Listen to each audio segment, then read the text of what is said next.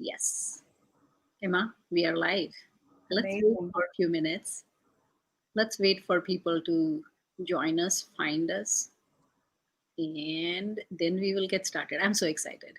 I'm so excited too. I am very thankful to Yenthine for introducing us. Yes, as am I. I've been so excited for this for such a long time.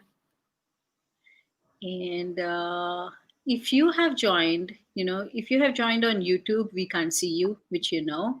So if you have joined, just write in comments that, or just say hello, where you're from. At least for now, Emma is in Paris. We should be all jealous of her. And I'm in Boston. So anywhere from the world, wherever you're joining from, just say hi. Just say hi so that we know you're here. And feel free to go on posting your comments in there. We will get to them as and when we can. Whenever I get room in between, I will take your comments. So just keep on writing your comments and questions. Anything that you want to ask Emma, this is your chance. Just wait for 24 seconds. It is going to feel really long, but we will wait. Sounds great. It is long. Yeah. Let's get started. Let's get started. Perfect. I am going to first of all, let's tell them what we are talking about. So here it is. What is it? We are going to talk about inclusivity, and we are going to talk about inclusivity because and this month is breast cancer awareness month, which we didn't realize when we had booked Emma as our guest. And it's just, it's like one of those examples of everything falling in place. So Yeah, this absolutely. is what we have today. We have CEO of intimately.com co with us, and here it is. This is what we are going to talk about. Amazing. Ta-da! I'm going to start adding some music to it. I love that. We are officially open for discussion. Emma, before we start, we obviously, we posted everywhere a lot. So everyone knows that Emma Butler is CEO of intimately.co, and she makes lingerie for differently abled women. And why don't you just tell us a little bit about you and lot bit about intimately.co? Absolutely. Well, first off, I use the word disabled just because it's disabled is not a bad word. Disability is not a bad word. It's just an adjective to describe a person. So, so you're absolutely right. I make lingerie for women with disabilities or anyone who's femme identifying, or really anyone can wear our lingerie. And to tell you a little bit about myself, I'm currently in Paris. I'm just 22 years old. I started Intimately about 2 years ago, just doing research. My mom became disabled about 10 years ago, and I was always interested in fashion. And so I kind of combined my love for fashion and my love for my mom to make clothing that fit her new needs. And so that's how it was born. And now I've moved to Paris with my team, some members of my team, some are in New York, to work full time on Intimately and try to grow and bring as much confidence and comfort to as many women with disabilities as possible. Yes. And you know what my first question is going to be. I've been wondering about this question a lot, a lot. Is functionality that important for fashion? And why do you think? Yes or no? Why do you think so? Yeah, I mean, that's a really great question. I think that other designers of clothing would disagree with me and say that function is not important, that fashion is a visual language to express yourself, and the silhouette and the color and movement is much more important than functionality. And especially in haute couture, fashion is art. But when it comes to a lot of women in the world, around 600 million, you can't even get to that stage of expressing yourself with fashion as a form of art and self-identification if you can't even get on the garments. So we use function to let garments be easily put on, whether it's by a caretaker putting it on you or self-dressing, so that you can get to that stage and express yourself and go out in public and do other things. And so I would argue that function is extremely important, because for a lot of women, that's the first step of getting things on. Function is important. I actually, in my opinion, function is very important for fashion. The fashion that goes on runway is an art, but when it is worn by us, it's a design. So design, very important component of design is functionality. And Absolutely. And a lot of people think of functionality as like making sure that it has pockets, or making sure that the waistband isn't too tight and it's elastic, or that it's, but the functionality that we're working with is recreating the garments. Like for our bras, we put magnets in the front so that you can easily take it off and put it on. So there's definitely different levels of functionality, and ideally it would be so comfortable. All garments would be so, so, so comfortable, so, so easy to get on, but also wouldn't sacrifice style. 100% with you. Like, who here doesn't like a dress with pockets? I know, everyone loves dresses with pockets. Your the next question is for you. Like, a lot of us know that, like, inclusivity is important. Like, we think of it as, diversity and inclusion. It's something that corporations do, and inclusivity is important for everyone to do. But we rarely feel like inclusivity is our personal responsibility. And you have taken it so far. Like, you have gone beyond personal responsibility and made it your career, made it your life. So what made you realize that? What made you realize that inclusivity was your personal life path? I think that honestly, I'm just a very sensitive person, and I've been excluded from things. And reading stories about friends, um, or having friends with disabilities tell me that they have been excluded is just really excruciating. And so it, I didn't set out to be an inclusive empress and try to fix everybody's problems and be inclusive. But I think that, you know, um, the reason that I work so hard on Intimately is the story behind it, the story that the garments close, not so much the picking of the color of the bra, or what lace I'm going to do. That doesn't excite me as much as the stories that I hear when women are like, I got this bra on, I feel confident, I feel beautiful, and then taking that into their everyday lives, and that boosts inclusivity. And like, if you can't go out, if you don't have a bra, you don't have a shirt, you can't go out and be included in activities, or you can't even get on Zoom if you don't have any clothes. So it's that story around it. I'm just, I think, a sensitive person, and so while the fashion aspect is really interesting, and the designing and the technical nature of making sure that everything is functional and fashionable, I'm really here for the stories of the women that I work with. Beautifully said. Uh, do you have do you have any products with you right now that you can show and tell? Or you said we'll do screen share. Yes, You ready for it? absolutely.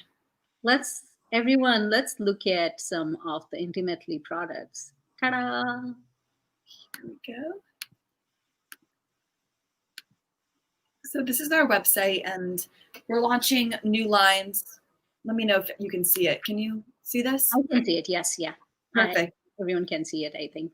Great. So we're launching new clothing, but this is the basics. And so just to give you an example, our bras have this front opening fastener that is made with magnets. And so instead of putting your arms behind your back and trying to put the J hook together and having really uncomfortable underwire, instead women can slip this on the vest. Nothing has to, no severe movements in the arms, and just bring the two breast plates together, and it snaps and will stay all day long. And so that reduces a lot of friction in the dressing process for our customers, and which really there's other front-facing bras on the magnet, but they're usually still with hooks or zippers. And really, if you have limited hand dexterity, it's really important that you don't have to do small, fine motor skills. And then with our underwear, it's also side opening.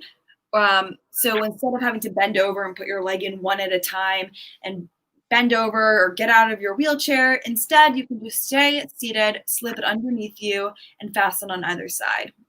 And we have some new designs coming out with more lace and other things that are related to this. So very excited about that. We have other ones. And then lastly, we carry some period underwear. For menstruating for many women can be really difficult, especially if you don't have the hand dexterity to change sanitary napkins easily. And so many women with disabilities will do early onset medicated menopause in their 20s or 30s because changing sanitary napkins is so difficult. So these period panties offer a great solution. And so these are the three main categories of things that we sell. But we're always innovating, and we're working on our own line that should be coming out around December, and then also a sleepwear set too. So moving out of undergarments, because undergarments are great, but you have to keep moving and add other layers of clothing on top so that you can go out into the world. So yeah, Oh that's my our. goodness, that's so cool. Everyone, please go and check out the website in detail. And everything that you talked about, uh, it always happens with any big idea that, that things are so simple. After they are done, it feels like, why no one ever thought of those Yeah, things? yeah. But there's always more technology to add to make sure that it is as even more functional for more women. And so that is something that we're always working on. And another question, going back to, I'm going back and forth between Intimately and Emma. So this is about Emma. Your words, you just said that you are 22. And I know the way I was at 22, and I know a lot of other 22-year-olds. Everyone tells us, follow your passion, follow your passion. But the biggest problem is we have no idea what our passion is. And you told us the story that how you found your passion, but how come you were so confident and you went ahead with it? Like, how did you know that this is the thing and I should do it? That's a really great question. Well, I didn't know all the time, like between my mom getting diagnosed and me starting Intimately. That was a very, really didn't know a lot about adaptive apparel. And it was really within the last 3 years that I was focusing on adaptive apparel. When I got to Brown, I thought maybe I'll study writing or applied mathematics, and I ended up starting visual arts. I really thought I was going to do painting. And then all these pieces kept coming together. I kept meeting really awesome people that knew about adaptive fashion, was accepted into an incubator and doing it. But you're absolutely right. It is different than creating a blog and writing about adaptive apparel or inclusivity and doing this full time, right out of college. And I think the pandemic definitely helped part of that. I was graduating from Brown, and when my last semester at Brown, when the pandemic started, and I was home, and I was started to do it every day in March. And I had been doing it every day, but now I had really no classes. So from the time I woke up to the time I went to bed, I could work on Intimately like a full-time job. And I had never been happier relating to work. And so I knew that I had to go full-time, and I just loved every aspect of what I did. And so I am really lucky that I found my passion really early. And I think that one of the reasons, I always loved fashion, watched Project Runway, did little sewing things when I was little, but and always thought fashion was interesting. But when I added this element, excuse me, of helping people, that's when I really knew that that was it, that it was the perfect combination for me. And I think that a lot of people get gratitude out of working with and for others. And so maybe like taking a second to re-examine how your work can help others could just be that little edge that helps you find your passion. But that's my advice. I'm just 22. Yeah, but it was a great advice. One is, it was nice to think that something good came out of the pandemic. I'm sure a lot of good things came out, and I have seen those good things. But this is great. I am, glad that it did give us, most of us, a lot of focused time, and I'm Yeah. so glad to hear what you did with that time. Now, going back to, because we are going back and forth between Emma and Intimately, going back to Intimately, uh, tell us about any customer story or customer feedback that made you feel really good. Yes. Well, I get a lot of great feedback every day, and also some feedback about how we can improve our products. And so I'm excited for our next line to come out. But I get messages every day saying, especially on our Instagram, saying, thank you. I have never seen women portrayed that look like me portrayed as sexy or beautiful or desirable. And one woman's partner wrote me and said, my partner cried when, and she has CP, cerebral palsy, when she saw your site, because she knew that she was included and that she would feel beautiful and that people were looking out for her. And so not only are the products really moving, but I think a lot of our images, and which seem really simple to me, but a lot of women haven't seen women that look like themselves, seen as sexy and confident and empowered, without that element of being fetishized in a demeaning way. So um, I take a lot of pride in our images and how we talk about inclusivity. And so messages like those really make my day. Oh my God. Listening to the story that you were telling from you gave me goosebumps. And hey, Jeff Butler, how do you know Emma Butler? Jeff! Oh my God. So, do you remember I was telling you about a person before we started talking, Emma? I should have known this. I should have made a connection. Oh my God. Do you know Jeff too? Yes, yeah. Oh, what? Eh, Jeff, I don't have my phone with me right now, but he's working on Intimately. Jeff is saying two of my favorite people here. So I was like, two? It's only you. So funny. This is such a small world. Oh my God. Oh my God. Uh, Jeff, you distracted me. This was like, it's so. Yeah, hi, by the way, Jeff.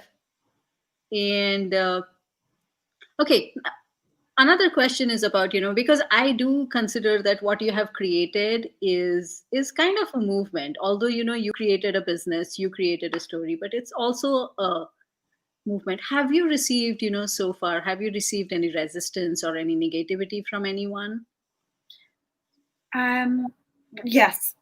I think when I started with the idea at Brown, I had professors that said to me, "Oh, it's a good idea, but like a cute boutique or something," and they didn't think that it could be anything that was VC backed or anything that was really big and passionate. And so, so I met with a lot of resistance really early on, but I kept going, and then still from some people when I'm talking trying to raise money, they'll say, "Oh, I love this idea, but like we fund like $100 million ideas, or like something really big," and I'm like, "This is really big. It's you just don't know how big the market is and how many women would need this, probably because you have an ableist bias."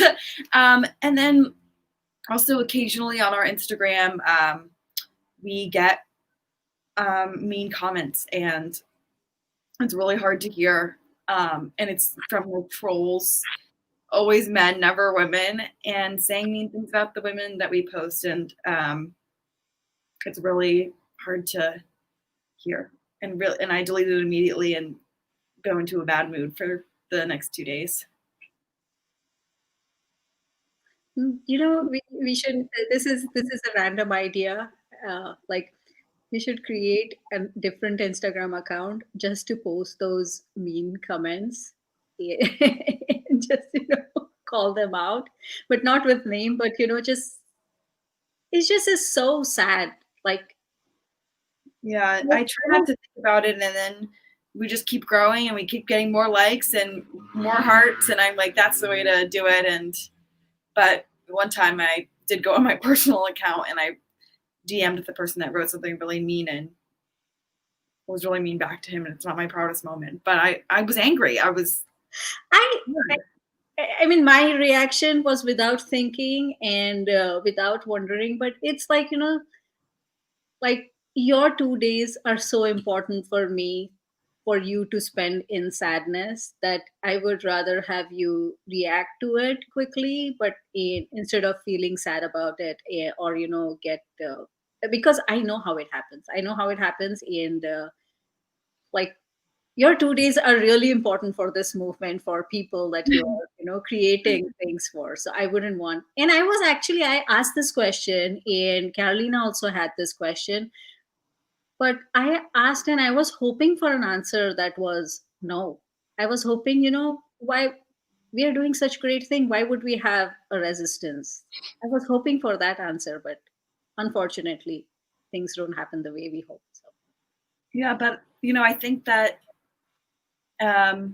you look at the history of the disability movement, and it's always been fought with resistance, um, and we've come a long way in the last 30 years, especially with the ADA. And then even in other fashion markets, people told Liz Lang in the 1990s that people weren't going to wear maternity wear. And like, why would you wear maternity wear? Just stay home when you're pregnant. And then she blew up, and now her products are on every corner of the globe. And same with the plus size market. And so realizing that every human is valuable and deserves to feel beautiful and sexy and have fashion as a visual language shouldn't be that hard to comprehend. But I've seen other female entrepreneurs break barriers in the past, and hopefully that's what I'll be continuing to doing over the next couple of years. thanks to all of you. Thanks to all of you. Like, I feel it because, I am petite. I always feel the same thing that you talked about, maternity clothes or plus size clothing. It's like I see a lot of women who are my height, and still, it is so difficult for us to find clothing that is our height. So Yeah, not a absolutely. big problem, but it shouldn't be the case. Yes. Everyone is not 5'10" or 5'7" or 5'6" or 5'4". I have the opposite problem with the pants because I'm too tall. So yeah, I understand.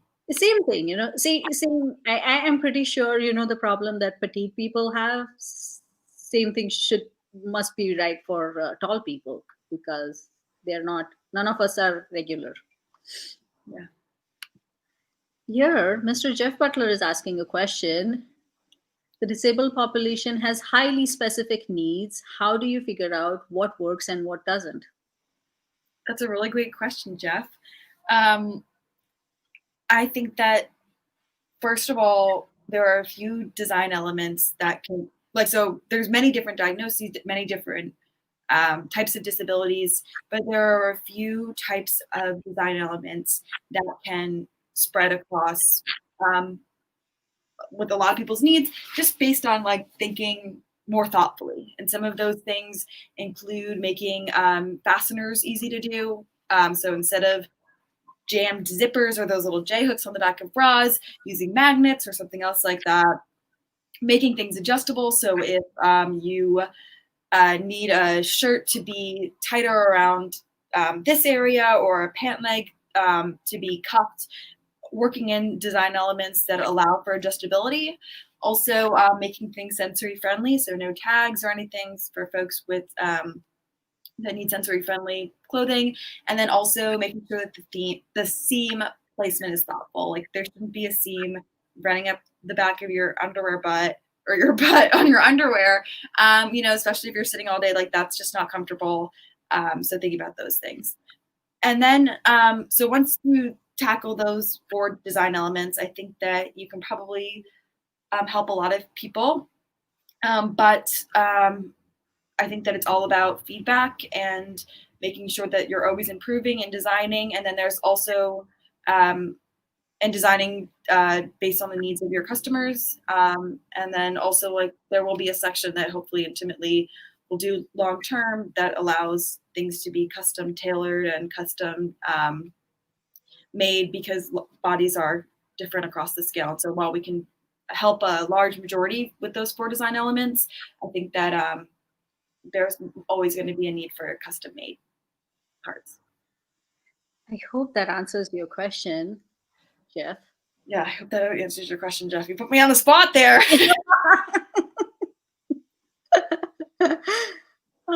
One second. So Yantin is so excited with Inclusion Revolution. Me too. Yes, she does, Jeff. She does have focus on customer centricity. And if she doesn't, you and I should be helping her with customer centricity and improving her focus and helping her refine and focus. Yeah, Jeff's like says, sounds like you have a focus on customer centricity, as if like he doesn't call me every week and help me focus on customer centricity.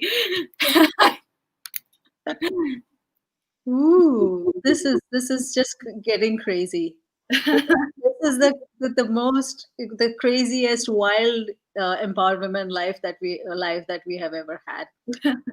So, Emma, if there was like one action that we could take to be more inclusive tomorrow, what do you think that action could be? Yeah, that's a really big question. And, you know, it's your question doesn't say like inclusive towards the disability community, or it doesn't say, in terms of clothing or in terms of like just including people in your life. And I'm no expert on every group of marginalized people, but I think that so I don't know what everybody wants, but I think that the most important way to figure out how people want to be included is just listening and like learning and reading, and not asking people to have to explain their entire history or their entire life or what their lifestyle is like. They shouldn't have to have the burden to explain everything to you. So listening and reading and learning to be an allied member of other marginalized communities, I think, is a good way to be inclusive. You gave a lot of background on why we shouldn't be asking you, but then you gave a really good and simple advice that all of us can follow, which is just listen. Just listen, just be curious, just know about everyone, and you'll be fine. Thank And you. Thank you. And the last question is, how can we help you? Because we absolutely love what you're doing. We are very excited about what you're doing, including Jeff. Jeff, is this your first Empowered Women Live? Like, you would never ever attend it for me. And one time I invited Emma, you are here. I should be offended. So we love what you're doing and we want to support you. So if there is anything me personally or Jeff personally should be doing, or Empowered Women series as a community should be doing, please tell us. yeah, I mean, a few things. Like, one of the biggest things right now is we're waiting for our next line to come out. Is just getting visibility. I think that this is a really important movement, and I think it's also things that people would be interested in reading. So if you have any connections in terms of visibility, that would be great. And then just whether or not you follow Intimately on Instagram, which is at intimately.co, just being an ally to marginalized groups, and just being a thoughtful listener is the best way that you can help us, because that will help the movement continue and gain traction. Thank you so much. And we will, so we are going to, all of us who is around here and everyone who is going to listen to this later on is going to follow intimately.co on Instagram. And we will do, this is our personal promise that we'll do everything that we could to spread the word and let everybody know that, it's that a product like this is available. Yeah, Jeff promised things on my behalf now. He is, so RF is Refine and Focus, which is my day job, which is, which is, which has everything to do with customer centricity. So, customer centric, teaching people and making organizations customer centric is what pays my bills. So, Jeff is suggesting a customer centricity workshop with Refine and Focus. And Jeff is also going to be part of it. And now that we have made that promise publicly, we have to do it. Right, Jeff? I love that there were like 3 people on this call. I wish I knew this. I would have sent you the link in advance and we would have included. Why not, like we would have included you on this call. Let's have another one. Let's have another one in next 6 months and let's have Jeff also in front of us. That sounds And, great. and this is like everyone after this call. I don't know if people are going to ask, what is intimately? What is intimately? I want to know more about it. I want to see it. But people will surely ask, who's Jeff Butler? That's funny. Everyone is talking about him. So this was fun. This was really fun. Thank you so much, everyone who was listening. Thank you so much, Emma, for being part of this. Thank you for having me. And can't wait for you to be really successful and your product to be available in every corner of the world and everyone who needs it. I hope so. I better get back to work then. Absolutely. You need to get back to work and I will follow up with you for the workshop. I am serious. I'm serious. I'm curious too. I love that. Sounds great. Yeah, Jeff thought that he was trying to put me on spot, but haha, joke is on you. Great. I'm all in. I love this so much and I'm so excited. Yeah. One second. Carolina is saying that her little brother dealt with so many challenges with clothing and shoes and would have been super excited to hear about this. Thank you. Yep. I know Carolina. I I know and I feel you.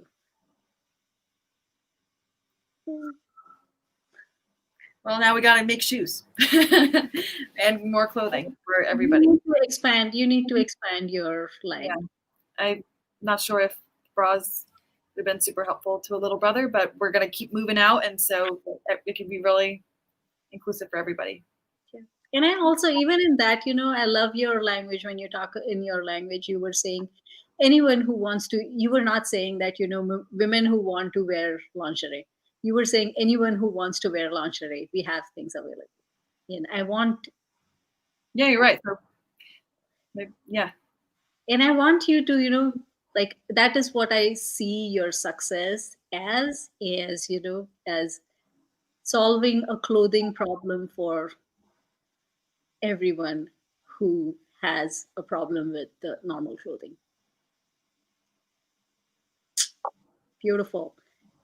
And with that, thank you, Emma, once again.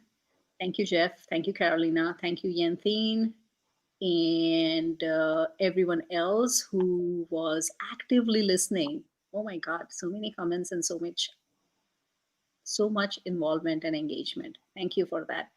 And I am going to just announce our next one, and after that, we'll just say bye. So next next Empowered Women Live is going to be after 2 weeks, and we are going to talk about, 1 second, it's coming up. I have to,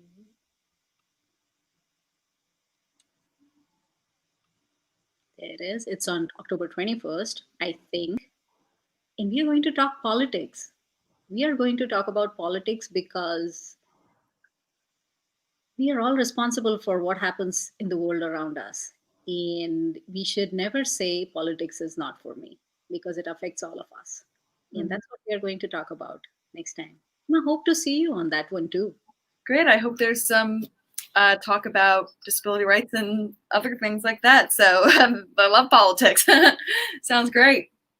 It is, part of it is also about making your voice heard. And now you are responsible for a lot of other voices. So see you, all of you, on October 21st at lunchtime. And thanks again. And have a wonderful, wonderful evening. Thank you. Bye.